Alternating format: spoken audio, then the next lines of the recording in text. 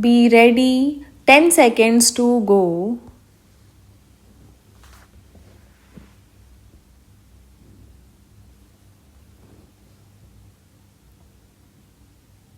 Start. Unfortunately, the agreement arrived at was not put into practice. I was in favor of joint consultations between the engineers of both sides. 1,000 obstacles were created from Pakistan's side. They would not talk or allow us to go on. Perhaps they thought that by raising obstacles they would be able to arrest our progress. They could not do that. Now, suddenly, we are told that the 1948 agreement was useless and that it was secured under duress. As I told you, it so happened that I was also present at those talks and can give personal testimony. The present Governor General of Pakistan was also present there as one of the signatories. I cannot understand how I or anybody else could coerce him into appending his signature. It is very undignified for countries to argue like small lawyers. Big countries do big things with big minds, whether it is peace or war. It is not in my nature to indulge in legal quibbling. I gave up law 40 years back. Spokesman of Pakistan said that they had denounced the 1948 agreement. An agreement between two parties cannot be cancelled by unilateral action, and so the dispute went on. Some people of the World Bank came here from America and talked with us and with Pakistan. They were prepared to mediate so that our engineers and Pakistani engineers might hold discussions with their help.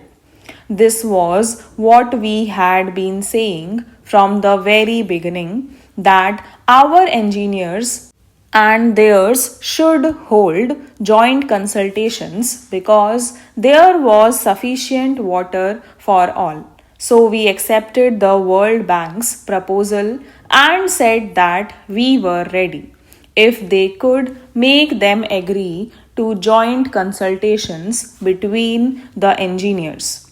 They told us that as long as the talks went on, we should not reduce the supply of water to Pakistan from this side. Please remember that the 1948 agreement with Pakistan, which I just mentioned, laid down that India had a right to reduce the supply of waters, but this was to be done gradually so that Pakistan might get time.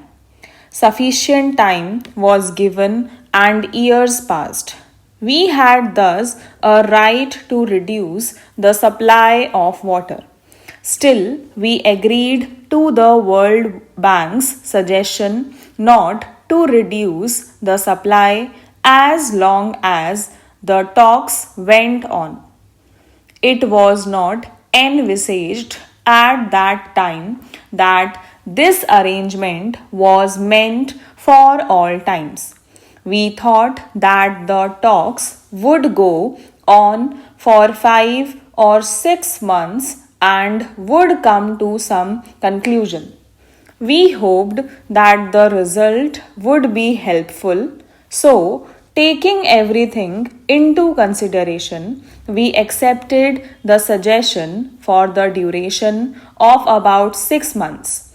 Those 6 months lengthened into a year and now to 2.5 years. It is a strange situation.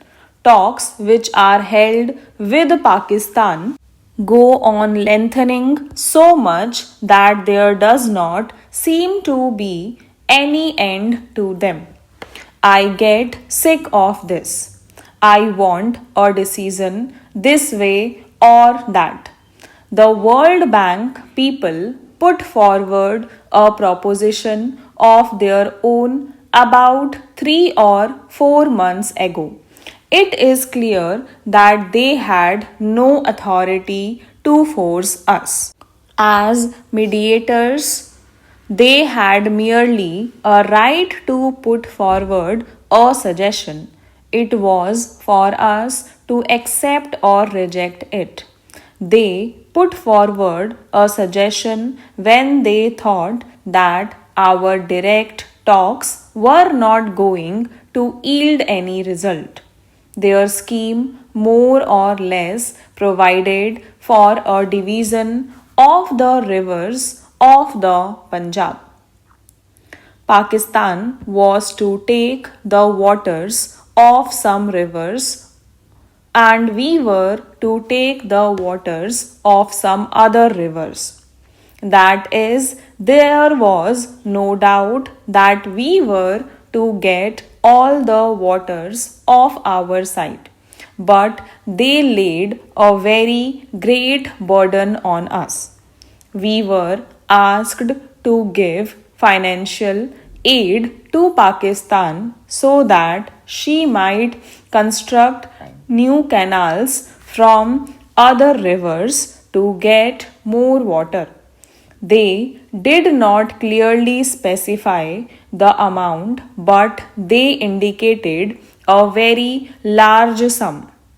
It was a heavy burden on us, but we considered and consulted the Punjab government and thought that if the matter was being settled once for all and our welfare as well as the welfare of Pakistan lay in it, then we should accept the payment of the heavy price demanded from us.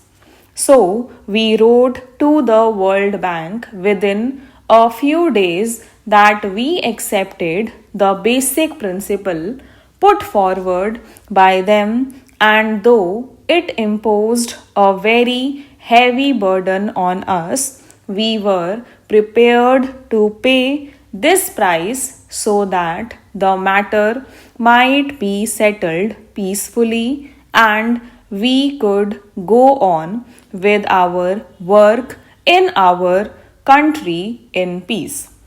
We said Pakistan would also benefit thereby. We thus accepted the proposal within a few days, but Pakistan did not give any reply, though weeks and months passed. We were very perturbed. Our representatives are still sitting in Washington, New York, and other cities of America for this purpose. Stop